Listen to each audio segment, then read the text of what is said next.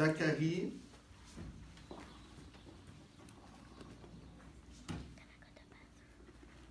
chapitre 8.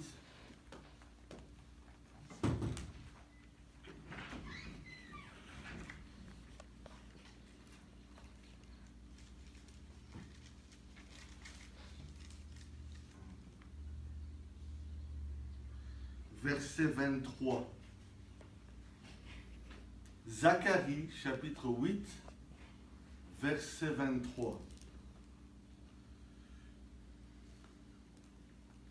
Ainsi parle l'Éternel des armées. En ces jours-là, 10 hommes de toutes les langues des nations saisiront un juif par le pan de son vêtement et diront, nous irons avec vous, car nous avons appris que Dieu est avec vous. Et nous avons montré la semaine passée que le vous, c'est qui? Dieu est avec qui? Les Juifs. Le peuple juif. Amen. Amen. C'est le contexte de la semaine passée et de cette semaine, la continuation de ces propos. Nous avons dit que le pan du vêtement, ce vêtement que doit porter tout homme juif, est un vêtement carré à 4 coins, qui est un vêtement en tissu uni, cousu en un morceau unique, et qui a un endroit pour les bras et un seul trou pour la tête. Et aux 4 coins de ce vêtement, Dieu leur impose de mettre des franges sur les 4 coins. Nous vous avions parlé de ce que ce verset fait allusion à ces franges au coin du pan du vêtement d'un juif, et que le juif, quand il prend, selon la loi de Moïse, ça dans la main, il doit regarder la frange, et au milieu des franges blanches, il y a le fil, il y a 6 fils blanches et 2 fils bleus. Et le bleu, c'est la couleur du commandement. Et quand il voit la couleur du commandement, l'homme doit dire, ah, je suis sous le commandement divin. Parce que Dieu sait que l'homme, il est dirigé par les yeux. Amen. Amen. Ce sur quoi je jette les yeux en tant qu'homme, ça va m'influencer. Si je jette les yeux sur quelque chose d'inique, ça va m'affecter négativement. Si, comme David jadis, je jette les yeux sur Bathsheba, elle devait devenir sa femme. Mais il s'est précipité, n'est-ce pas? Comment est-ce que je sais que Bathsheba, depuis la fondation du monde, devait être sa femme? Parce que c'est la mère de Jésus. Vous avez compris ce que je viens de dire? Je le redis. Comment sait-on que Bathsheba doit être la femme de David? Parce qu'elle devient la maman du Christ. Vous comprenez? Christ vient par Salomon, elle est la mère de Salomon, etc. Toute la ligne, c'est Matthieu qui nous le dit. Donc il y a des mystères là, n'est-ce pas? Il est évident qu'il devait la voir. Ok? Mais là, il y avait un problème dans le cœur de David à ce moment-là, et David s'est précipité en hâte, et ça a mené à beaucoup de dégâts, avant d'être une bénédiction. Mais tout a commencé par les yeux de David. Et Dieu sait que l'homme, plus que la femme, est affecté par les yeux. Et l'homme juif doit regarder à ses franges et se rappeler, ah non, je suis en contrat avec Dieu, je suis en alliance avec Dieu. Dieu nous a choisis de tous les peuples pour être la lumière des gentils, des nations. Mais pour être cette lumière, nous devons rester sous les commandements de Dieu.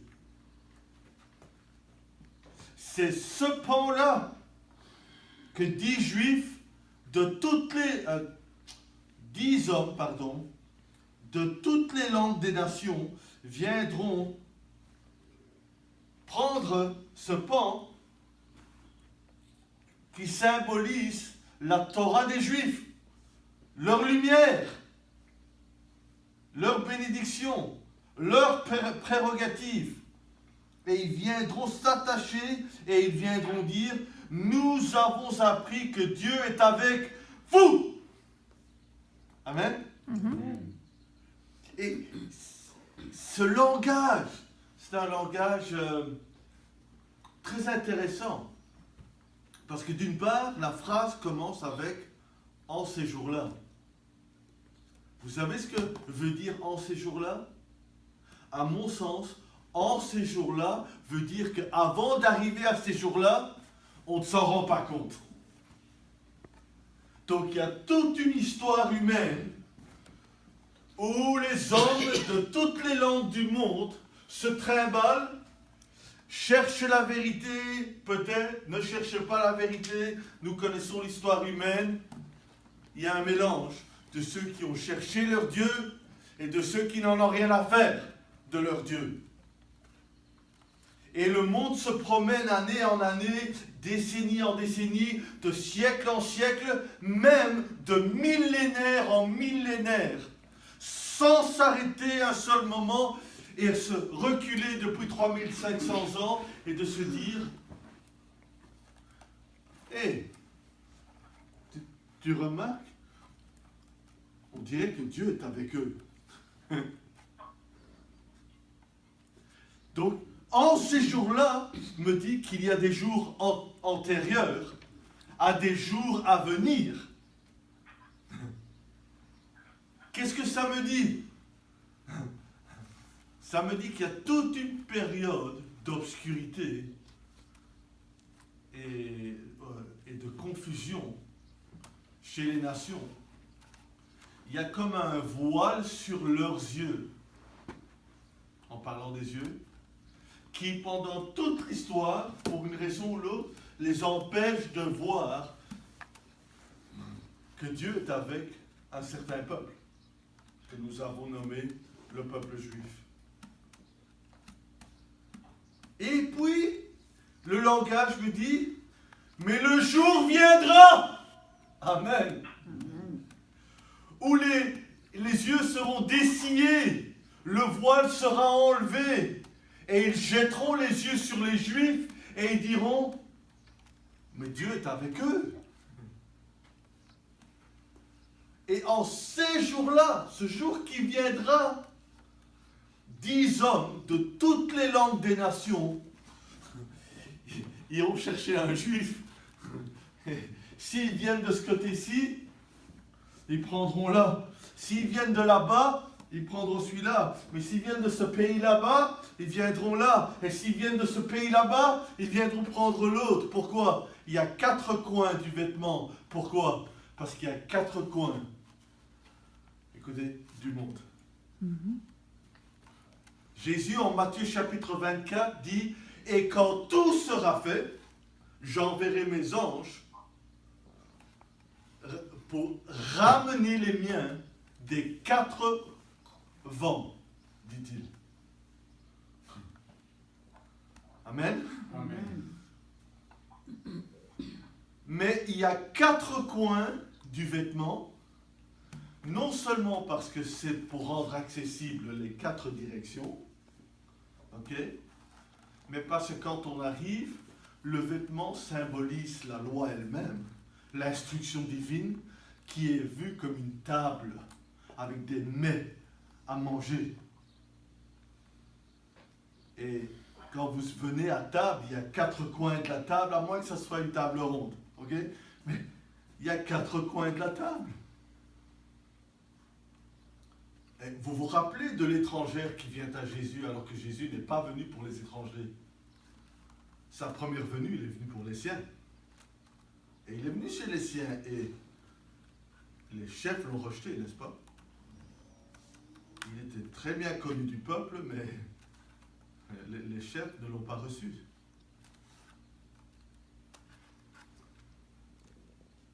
Mais cette femme lui parvient, lui demande de délivrer sa fille d'un esprit familier. Et Jésus lui dit, il n'est pas bon de donner les mets qui appartiennent aux fils du royaume aux chiens. Et elle va lui dire, oui, mais les chiens mangent les miettes qui tombent de la table du maître. Et Jésus va dire, ah, femme, ta foi est grande. J'ai jamais vu une foi comme ça en Israël. Moi, j'aime bien cette histoire parce que la femme, elle reprend tous les Juifs à table. Et quand je dis à table, ils sont à table à manger des vrais mets, mais ils sont à table avec la parole vivante, Jésus lui-même. Amen. Amen. Il est l'essence de la parole de Dieu. Et il est la parole de Dieu dans la chair. On veut savoir à quoi ressemble la loi de Moïse. Regardez à Jésus. Il n'a pas manqué d'exercer une seule partie de la loi. Non seulement l'extérieur de la loi, mais ce qui tenait au cœur de Jésus, c'était l'intérieur de la loi. La motivation intérieure de la loi. La partie de la loi qui va direct à mon cœur et qui affecte et qui transforme mon intérieur. Voilà ce qui captivait Jésus. Et Jésus s'intéressait à ça. Et il veut ça pour moi. Et bien qu'ils soient les enfants du royaume, c'est une expression qui parle du juif, et que les mets sont pour eux, ça veut dire la richesse de la parole de Dieu, la graisse de l'olivier, que nous allons voir dans un autre passage pour le moment. Ils jouissent de cette graisse sans pour autant avoir la foi qu'avait cette femme qui se comportait, selon Jésus, comme un vulgaire chien. Un chien, ça mange n'importe quoi, n'importe comment. C'est pas très propre un chien, n'est-ce pas? Et dans la pensée juive, la pensée biblique, le non-juif, c'est un chien. Mais seulement, il faut savoir que avant que l'évangile ne parvienne à tous les peuples depuis 2000 ans, il faut bien comprendre que le non-juif vivait d'une manière vraiment exécrable. Amen. Amen. Donc il était tout à fait approprié pour Jésus d'appeler cette femme un chien. Pourtant, ce chien avait une dimension de la foi que Jésus a permis, alors qu'il n'est pas venu pour elle, il la permet de venir au sein d'une table juive pour reprendre tous ces juifs de leur manque de foi. Amen. Amen. Qu'est-ce que je veux dire par là? Le contexte de la prédication, c'est que Dieu est avec vous, alors on vient et on veut ce que vous avez. Mais pourquoi est-ce que Dieu veut nous attirer vers eux pour venir chercher ce que eux ils ont? Je vais vous dire pourquoi. Parce que Dieu a besoin que celui qui a le pain, lui, il a vraiment besoin de ce que toi tu as. Et il doit te faire venir vers lui. C'est ça que cette femme, c'est une des raisons pourquoi elle est là. C'est un challenge, c'est un défi. Parce que ce n'est pas parce que je suis juif que je suis même dans la foi. Puisque Paul va dire aux juifs, le vrai juif est celui qui est juif à l'intérieur, pas de l'extérieur seulement. Et Dieu cherche ce juif-là, et la recommandation de ce juif, la louange de ce juif, elle vient de Dieu lui-même. Ce n'est pas un autre qui dit « Ah oui, ça c'est un bon juif ». Non, c'est Dieu lui-même qui regarde de l'intérieur de ce juif-là et dit « Non, ça c'est un juif ». Et comme je le dis très très souvent, c'est qui le juif des juifs par excellence? Si ce n'est notre maître.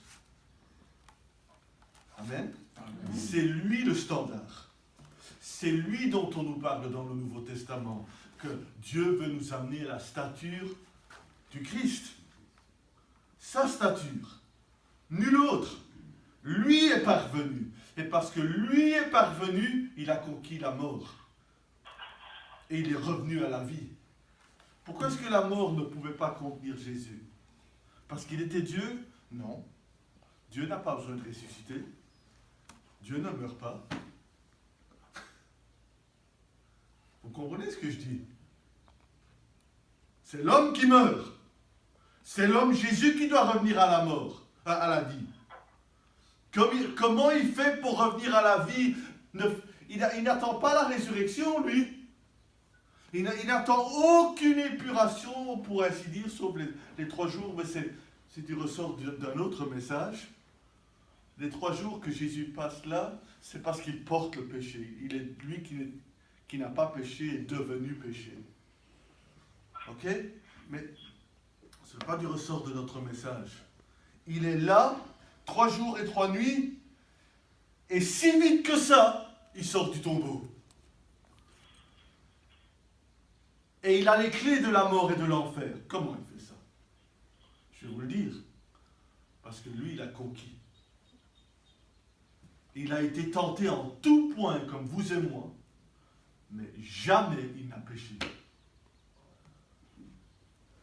Donc, qu'est-ce que la mort pouvait lui faire, lui? Il a parvenu à la résurrection. Il est parvenu à la résurrection des morts. Amen. Amen. Maintenant, moi, je n'ai pas cette stature, je n'ai pas toutes ces victoires. J'ai le contraire. Alors comment je vais faire, moi, pour parvenir à la résurrection des morts? M'attacher au pan de ce juif-là, de Jésus.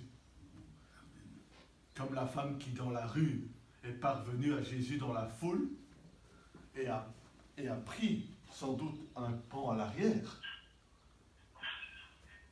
Et elle a été guérie d'une maladie de 12 ans. Et Jésus, dans la foule, comme on me l'a souvent dit, la foule africaine, n'est-ce pas? C'est comme ça au Moyen-Orient aussi. Et Jésus dit, qui m'a touché? Et ses disciples disent, comment ça, qui t'a touché? On passe dans la foule et tout le monde se touche dans la foule. Alors ils ne comprennent pas pourquoi Jésus dit, mais Jésus, de quoi tu parles? Non, j'ai senti de la vertu quitter mon corps. Et ça a quitté son corps, et c'est passé par le vêtement, et c'est allé jusqu'au coin. L'un des 4 coins de son vêtement à 4 coins, jusqu'au pan, jusqu'aux franges, que cette femme est venue. Elle a daigné saisir le pan d'un homme juif. Elle a été guérie. Il faut le faire. Amen. Amen. Ça, c'est le contexte, pas encore la continuation de ce que nous avons à dire aujourd'hui. Je ne veux pas que vous ignoriez que certains juifs ont été endurcis et à cause de leur endurcissement, ils ont été arrachés de leur arbre. Et que alors la bonne nouvelle est parvenue aux païens, aux nations, aux non-juifs, nous, même 2000 ans plus tard, la parole nous parvient parce que beaucoup restent encore dans l'endurcissement. Et si ce n'était que pour l'endurcissement de certains juifs, il n'y aurait pas place pour nous. Mais maintenant, il y a place pour nous, et on va nous chercher sur un arbre sauvage, et on va nous enlever. Je vais me répéter tout à l'heure, parce qu'on va le voir dans un passage, si Dieu le veut, et on vient nous prendre, et on vient nous hanter dans l'arbre franc. L'arbre libre, l'arbre cultivé, par rapport à un arbre sauvage inculte. Vous comprenez la différence? À quoi ça sert de m'arracher de mon arbre sauvage et de monter contre nature dans un arbre franc? Si ce n'est que de me cultiver, moi qui suis inculte. Amen. De faire couler en moi la graisse de l'olivier afin de produire en moi l'olive, afin de prendre mon olive et de m'écraser jusqu'à ce que sorte de moi le Saint-Esprit. C'est ça que Dieu veut. Et tout le fruit de l'Esprit. Quand quelqu'un vient et voit mon arbre, ma branche, si vous voulez, plutôt, ils veulent voir s'il y a à manger chez moi. Et quand ils mangent, c'est pas de moi qu'ils goûtent. Je suis que la branche. Ils goûtent qui? Ils goûtent le Seigneur. Amen. Amen. Ils goûtent de l'arbre. Et l'arbre, on va nous dire, c'est un arbre juif.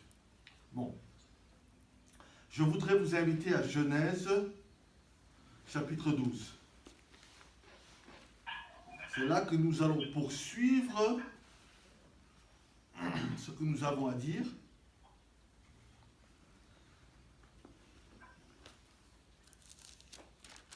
Genèse 12, chapitre 1, verset 1, pardon. Genèse 12, verset 1.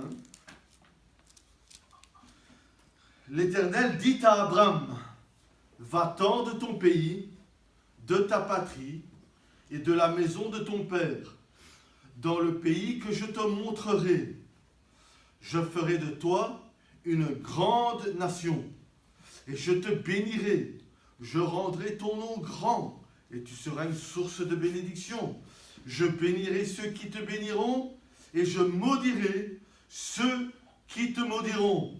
Et toutes les familles de la terre seront bénies en toi. Et qu'est-ce que nous avons lu dans Zacharie? La même chose, dit autrement. Nous avons entendu que Dieu est avec vous. Vous savez ce que c'est? C'est une paraphrase de ce que Dieu dit ici. Parce que le prophète ne peut rien dire de nouveau de ce que Moïse a dit. Il doit seulement nous rappeler d'une autre façon, avec un renouvellement de notre esprit, une autre façon de dire les choses. Comme aujourd'hui, je vais essayer de dire à ma sauce, à ma manière, de vous faire comprendre quelque chose qui a été dit il y a 3500 ans, avec une nouvelle saveur, un nouvel entendement. Amen. Amen. Ah, toutes les familles de la terre seront bénies en toi. Ta famille aussi, pasteur? Oui. Lambert, ta famille aussi? Bien sûr. Pierre, ta famille aussi? Et moi aussi. Je l'espère bien. Toutes les familles. Ce que nous ne savons pas, c'est qu'en hébreu, le mot béni, je vais l'écrire en français, c'est un autre mot en hébreu qui veut dire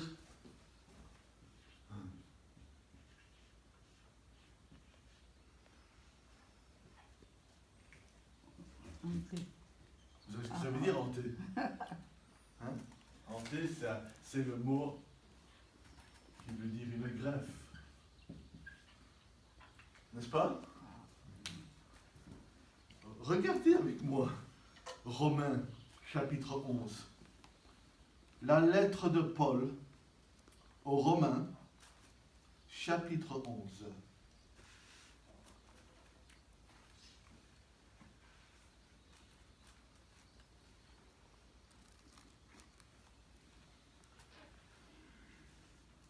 Verset 11. 11.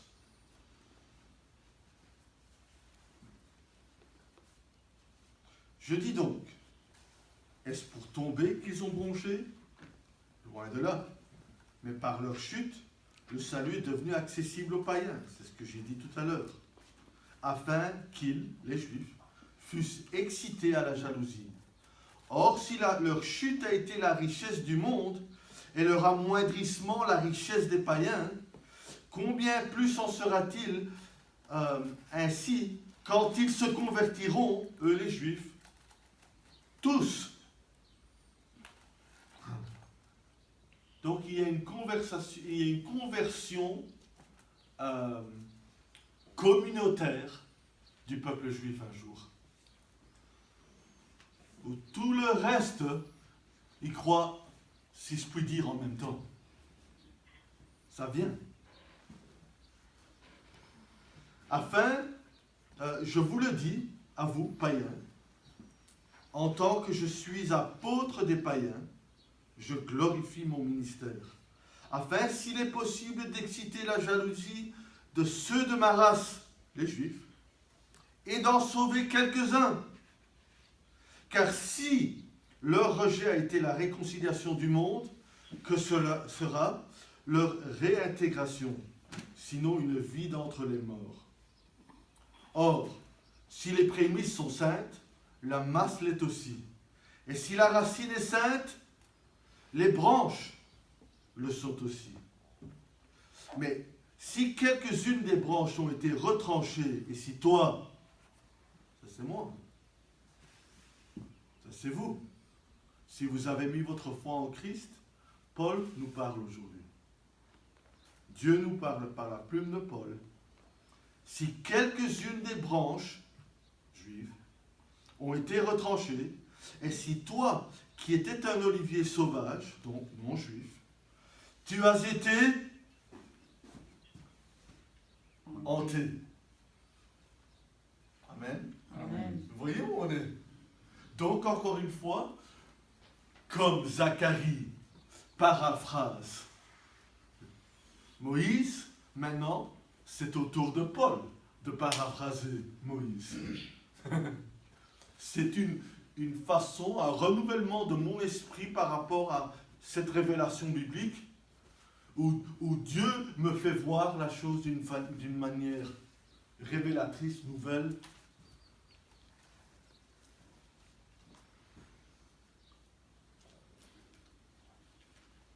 Tu as été hanté à leur place et rendu participant de la racine et de la graisse de l'olivier.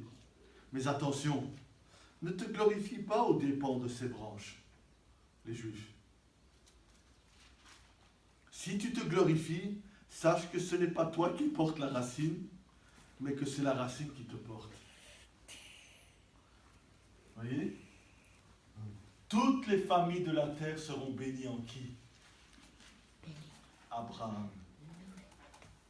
Est-ce que je porte Abraham ou est-ce qu'Abraham me porte? C'est Abraham qui me porte. Vous comprenez ce que je dis? Okay. Tu diras donc, les branches ont été retranchées afin que moi je fusse hanté. Cela est vrai. Elles ont été retranchées pour cause d'incrédulité. Et toi, tu subsistes comment? Par la foi. Ok. Ne t'abandonne pas à l'orgueil, mais crains. Car si Dieu n'a pas épargné les branches naturelles, les Juifs, il ne t'épargnera pas non plus. Est-ce qu'on a lu le Nouveau Testament de cette manière? Ou est-ce que tout est un cadeau dans la vie? Tout n'est pas un cadeau, vous savez. Nous avons notre part. Il y a des choses qui nous parviennent de Dieu, mais conditionnellement, à condition que je fasse certaines choses, alors je serai béni. Oui, il y a des choses qui me sont données gratuitement, inconditionnellement. Mais il y en a d'autres qui sont conditionnelles. Considère donc la bonté et la sévérité de Dieu. Sévérité envers ceux qui sont tombés et bonté de Dieu envers toi. Si tu demeures ferme dans cette bonté, autrement, tu seras aussi retranché. Eux de même, écoutez, s'ils ne persistent pas dans leur incrédulité, ils seront hantés. Amen. Amen. J'adore la logique de l'apôtre Paul. Car Dieu est puissant pour les hanter de nouveau. Si toi, tu as été coupé de l'olivier naturellement sauvage et que tu as été contrairement à ta nature, contre ta propre nature, hanté dans l'olivier franc, à plus forte raison, eux seront-ils hantés selon leur nature? Nous, c'est contre notre nature qu'on est hantés. Mais eux, quand ils reviennent à leur Dieu, c'est leur nature. Et on n'a pas le temps de parler de ça, mais c'est profond ce que Dieu nous dit. Même dans son incrédulité, la nature du juif n'est pas la même que la nature du non-juif. Nous n'avons pas l'habitude d'entendre ça dans nos églises. Mais c'est seulement à cause de la racine, pas l'individu. Il n'y en a pas un qui est supérieur à l'autre. Tous sont à pied d'égalité, puisque et celui-là doivent venir à Christ. Où est la supériorité de l'un sur l'autre? Un rôle différent? Oui. Une nature différente? Oui. Supériorité? Non. Partenariat? Oui. C'est comme un mariage, homme et femme. La nature de l'homme et de la femme sont différentes, n'est-ce pas? Et même si les deux deviennent une seule chair, l'homme reste homme et la femme reste femme. Et si dans l'Église, il n'y a ni juif ni grec, si, il y a juif et il y a grec. Vous comprenez ce que je dis? C'est une manière de parler que Paul nous dit. Regardez ce qu'il dit. À plus forte raison, eux seront-ils hantés selon leur nature sur leur propre olivier. Quand le juif revient à son Dieu et revient à son alliance. Mais regarde, vous savez ce qu'il fait? Il revient chez lui. L'olivier est à lui. Il revient à sa maison. Je vais vous expliquer ce que je dis. Suivez-moi avec la caméra. C'est la maison, elle appartient aux Juifs. Et moi, je fais partie de la maison maintenant. Amen? Amen. Est-ce que je suis chez moi? Ça dépend. Au départ, oui, je suis maintenant. Je ne le savais pas. Mais avant de franchir la porte, je n'étais toujours pas chez moi. Mais maintenant, je suis chez moi. Mais attention, je suis venu de l'arbre sauvage et je suis hanté contre ma nature. Donc le restant de ma vie chrétienne, je me bats contre ma nature pour la transformer. Par la grâce de Dieu, par la puissance de son esprit, par l'enseignement biblique et l'exhortation des frères, la pression des pères. Je reste dans le bâtiment, je me conforme, amen. Et je suis transformé. Mais écoutez, autant à un certain niveau, je suis enfin revenu chez moi, j'ai trouvé ma maison, et je ne le savais pas que j'étais parti. Je ne savais pas que je venais de là, jusqu'à ce que j'arrive. Et puis je fais, ah oui, je suis chez moi. Amen. Et on le sent qu'on est chez soi, qu'on appartient. Mais autant que cela est vrai, je n'ai pas le droit, quand je rentre dans la maison, de commencer à bouger les chaises. Et la vaisselle. Vous comprenez ce que je dis? Et les meubles. Pourquoi? Non, il y avait quelque chose en place. Maman à la maison, moi je rentre, hein, et la maman de la maison, elle avait déjà mis ce meuble ici. Elle sait ce qu'elle fait avec sa vaisselle. Vous comprenez ce que je dis? Elle sait ce qu'il y a à manger. Je vais dire à la maman de la maison ce qu'elle doit faire. Maman, si je viens chez toi, je te dis comment diriger ta maison? Maintenant, je ne parle pas de ce que le Seigneur, lui, oui, il peut rentrer chez moi et dire, hey, c'est moi qui suis chez moi maintenant, moi je dirige. Ok? Mais moi, je veux seulement vous donner une image que quand on arrive à l'olivier, qui est leur olivier, autant on est arrivé à notre maison à nous, mais au départ, c'était d'abord leur maison. Et ce n'est pas à nous de réarranger tout, de changer le vocabulaire, de changer le sens de ceci et le sens de cela. C'est plutôt à nous de, contraire à ma nature sauvage, où je ne me laissais pas cultiver, je dois maintenant me laisser cultiver. Je dois être malléable. Je dois laisser le maître me cultiver. Je dois laisser la graisse de l'olivier me parvenir. Je dois m'humilier. Je dois être malléable. Je dois être tendre. Puisqu'on m'a dit que le juif qui a été enlevé, il a été enlevé parce qu'il s'est endurci. Si moi, on me casse de là-bas, on m'arrache et qu'on vient monter ici, je dois trouver un moyen de me comporter comme une toute nouvelle branche tendre. La toute jeune tige qui pousse et qui est malléable. Amen? Amen. Je n'étais pas comme ça. J'étais moi-même endurci, mais dans tous les sens. Mais raide.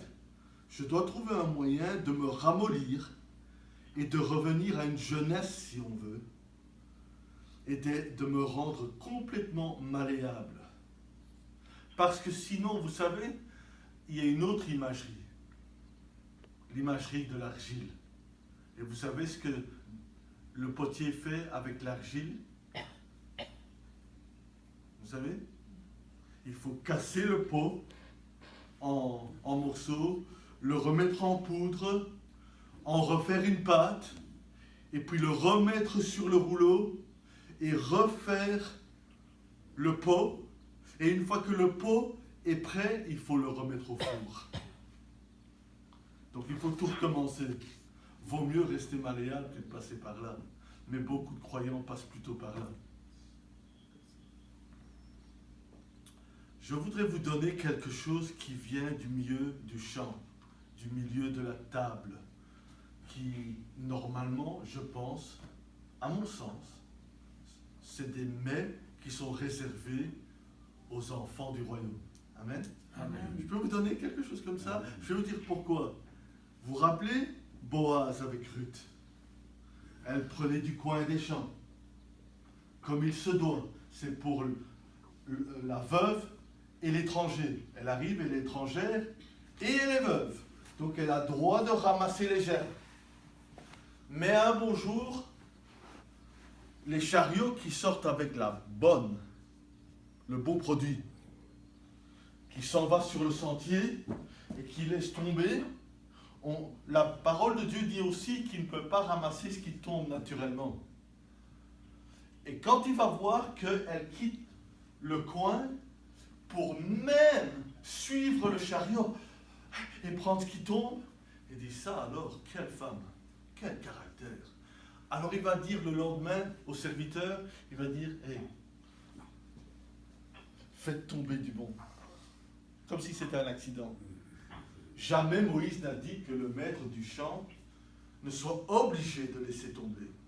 Mais il ne peut pas ramasser si ça tombe de soi-même. Sinon, il désobéit à la loi de Dieu. Pourquoi? Parce que cette parole qui tombe accidentellement, elle n'est plus pour le juif, elle est pour l'étranger. Amen. Et ça, gloire à Dieu, c'est profond. Que Dieu daigne laisser tomber, soi-disant par accident, des choses. Vous croyez vraiment que même si au niveau humain, ça tombe accidentellement, parce que c'est physique, vous croyez que Dieu n'est pas derrière la physique? Ok? Et que lui ne sait pas que ça va tomber, c'est pour ça qu'il y a la loi qui dit, laisse ça pour l'étranger. Parce que l'étranger, il arrive, il n'a pas de boulot, c'est un immigrant, il arrive, et il n'a pas un lieu, il n'a pas un moyen, il n'a pas un boulot, il n'a pas un métier. Amen? Amen. Il faut qu'il ramasse quelque part. Et Boaz va dire, hey, faites comme si ça tombait par accident. Et elle va ramasser le bon, elle va le ramener à sa belle-mère, et la belle-mère, elle va jeter les yeux sur ses gerbes, elle va dire, waouh, quelle qualité! Elle dit, comment ça se fait tu n'as... Parce que elle pourrait se douter que Ruth désobéit et qu'elle va dérober au milieu du champ, ce qui n'est pas à elle. Mais là, tout d'un coup, Dieu daigne donner aux Juifs, aux non-Juifs, ce qui appartient aux Juifs. Ça, c'est pour nous. Ça, c'est pour celui qui veut suivre les traces de Ruth. Voici ce que je voudrais vous montrer. Genèse, chapitre 2. Genèse, chapitre 2. Je vous laisse vous y rendre.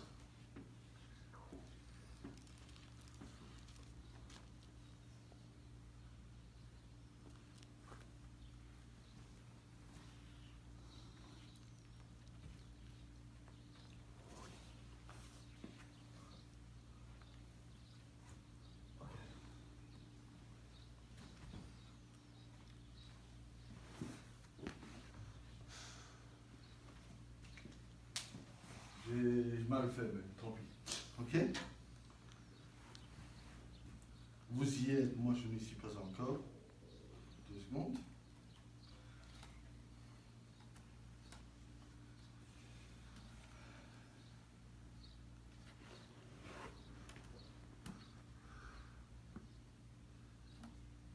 Pourquoi faut-il que nous soyons hantés en cet homme que nous n'avons jamais connu,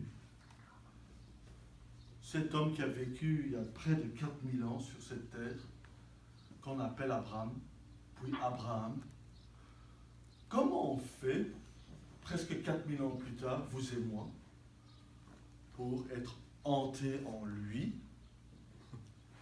et afin d'être bénis en lui, car toutes les familles de la terre et de l'histoire humaine ne peuvent être bénies par Dieu que par la seule bénédiction qui coule par le juif. Il n'y a aucune autre alliance, il n'y a aucune autre œuvre avec aucun autre peuple de la terre. Il n'y a aucune autre œuvre, il n'y a aucune autre Bible que les oracles qui ont été donnés aux Juifs. Romains chapitre 3. Amen. Amen. Il n'y a aucun autre projet divin, aucune autre solution, aucun autre salut qu'en son Fils. Amen. Amen. Il n'a qu'un projet. Et la bénédiction, elle coule à travers ce peuple, il est avec eux et nul autre. Mais comment je fais, moi, des milliers d'années plus tard, pour être greffé en cet homme? Genèse chapitre 2, verset 1. Ainsi furent achevés les cieux et la terre, et toute leur armée. Dieu acheva au 7e jour son œuvre qu'il avait faite. Il se reposa au 7e jour de toute son œuvre qu'il avait faite. Dieu bénit le 7e jour, et il le sanctifia, qu'en ce jour, il se reposa de toute son œuvre qu'il avait créée en la faisant. Et voici le joyau. Verset 4. Voici les origines des cieux et de la terre, quand ils furent créés.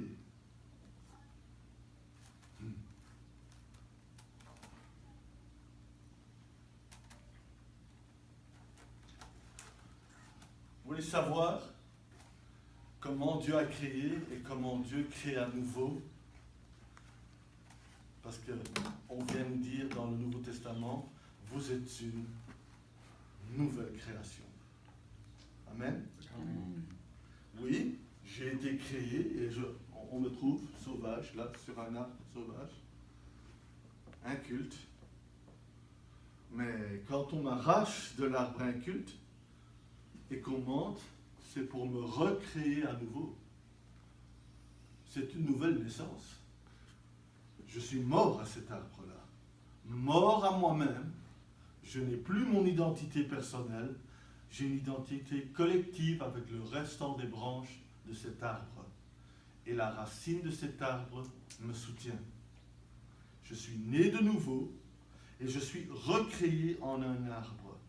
Et je vous ai dit tantôt, en passant, que l'arbre c'est Abraham. Comment je sais que c'est Abraham? En hébreu, la phrase que nous avons lue, voici les origines des cieux et de la terre quand ils furent créés. Le furent créés, ça ressemble à ça en hébreu. Oh, merci pasteur. Comment vous mangez ça? Comment on va manger ça? Vous allez donner un beefsteak à un bébé? Non. On va faire allaiter le bébé et les mamans là, à quel âge on commence à donner quelque chose de non liquide à l'enfant? 6, 7, 8, 9. 6 mois, 7 mois. Et est-ce qu'on donne un beefsteak?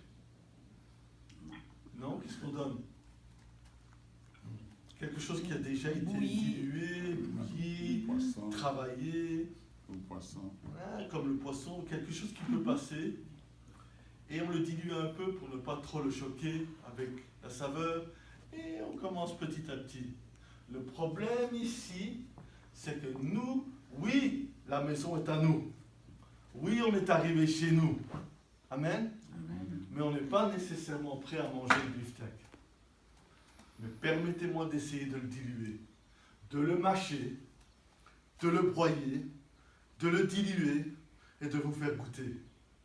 Amen. Amen. Ça veut dire quand ils furent créés. Le passif, il est là. Le H.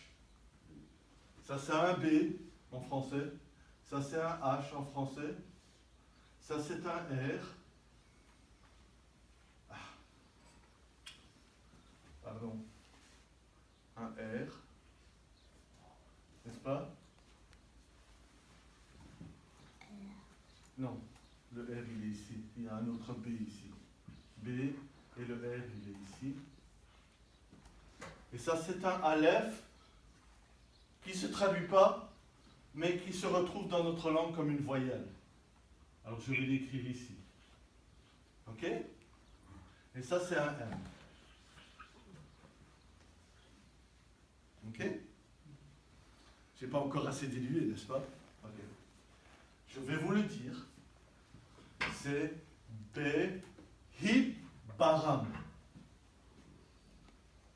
Donc, vous voyez qu'il y a des voyelles qui ne sont pas écrites. Comment moi je sais qu'il y a un E, un B et un I, Be-Hib, et un A sur le A, M, pour dire Be-Hi-Ba-Ram.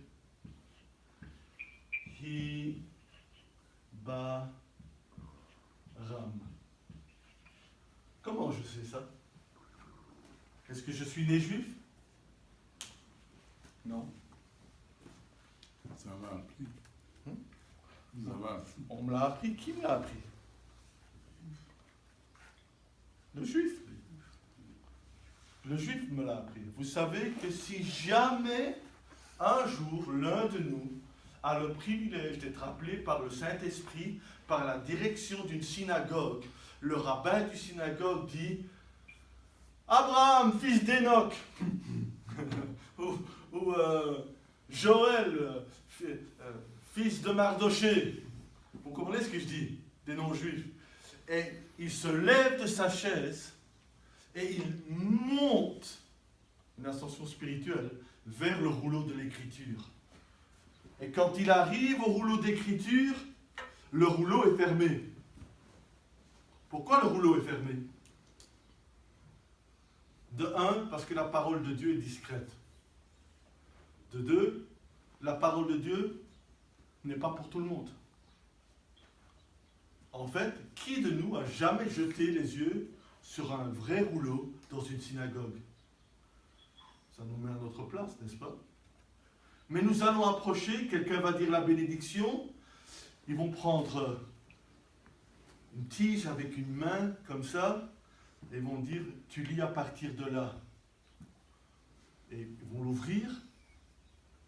Et la parole de Dieu sera ouverte le temps que l'on jette les yeux sur la parole de Dieu.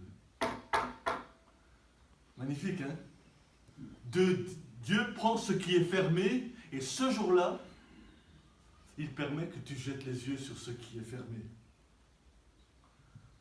Chaque fois que je vous parle profondément, je ne vous parle pas à la surface. Je vous dis quelque chose à la surface, mais vous devez vous dire que sous la surface de l'eau, il y a une profondeur, n'est-ce pas? Et on ne voit pas, mais pourtant, quand on se jette dans l'eau, on flotte. Ou on coule. Mais il y a ta profondeur. Et ce qui m'était fermé, Dieu daigne me donner le privilège de jeter les yeux dessus et peut-être ce jour-là m'ouvrir les yeux de mon entendement parce que la parole de Dieu que je vais lire, elle a été destinée à être lue par moi pour l'intérioriser, l'éternaliser en moi. Et Dieu avait choisi ça depuis avant la fondation du monde. Qu'un jour, je jetterai les yeux sur ce passage de l'Écriture. Mais sachez que quand je viens jeter les yeux sur ce rouleau, en hébreu, il n'y a pas de voyelle. Il n'y a pas tout ça. Il y a quelle consonne? Vous comprenez que j'ai besoin de la graisse pour combler les vides. Je dois m'humilier et dire, rabbin, je suis paumé, on dit en Belgique, ce qui veut dire je suis perdu. Je suis nulle part. Vous pouvez m'élucider. Ah, il ne va pas tout m'expliquer, il va seulement me dire, voici comment tu le dis. Behibaram. Tout le monde dit Behibaram. Ah, je l'ai dilué. Est-ce que je le comprends? Non. Mais maintenant, je l'ai mis dans la bouche. J'ai goûté. Amen? Amen. Non. Ce que vous ne savez pas, c'est que la vraie graisse, elle est ici.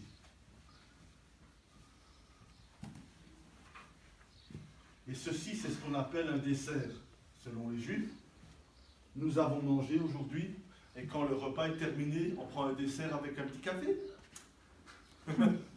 Ok, vous êtes africains, certains d'entre vous, vous ne buvez pas le café. Mais bon, un petit dessert.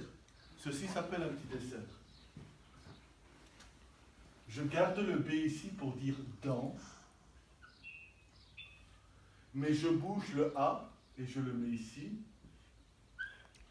Je garde le B ici, le R ici, ok? Et je prends le H et je le mets à la place du A.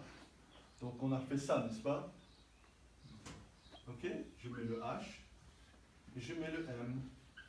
Et qu'est-ce que j'ai maintenant? Voici qu'est-ce que ça dit? Les générations? Qu'est-ce que ça dit encore en français, notre texte?